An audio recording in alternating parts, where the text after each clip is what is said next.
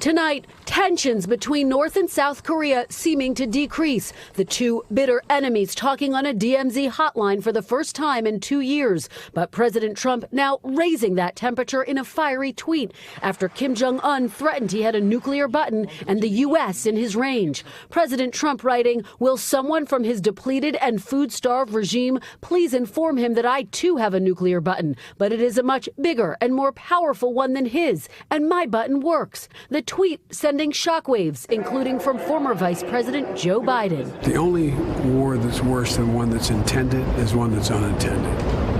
This is not a game. It's not presidential. Former national security officials say tone matters. The danger with bellicose language or imprecise language via tweet or otherwise is that you run the risk of escalation, you run the risk of miscalculation, and at a time of tension with North Korea can be very dangerous. Tonight, defending the tweet, the White House questioning the, quote, mental fitness of the North Korean dictator. Isn't it dangerous for the president to be taunting him on Twitter? I don't think that it's taunting to stand up for the people of this country. I think what's dangerous is to ignore the continued threats. Sarah, it's a taunting tweet to say that he has a larger nuclear button. I think it's just a fact.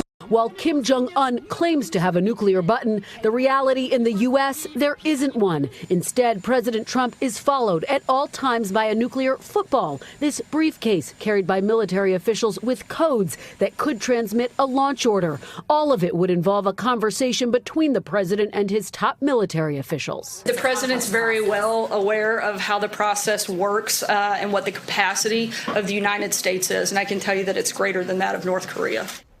Some foreign policy experts warn today's conversation between North and South Korea and the possibility of future talks could undercut the United States' relationship with South Korea. But officials here dispute that and stress the strong bond between the U.S. and its ally.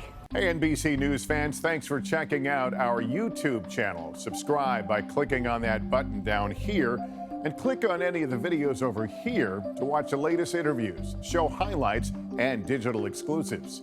Thanks for watching.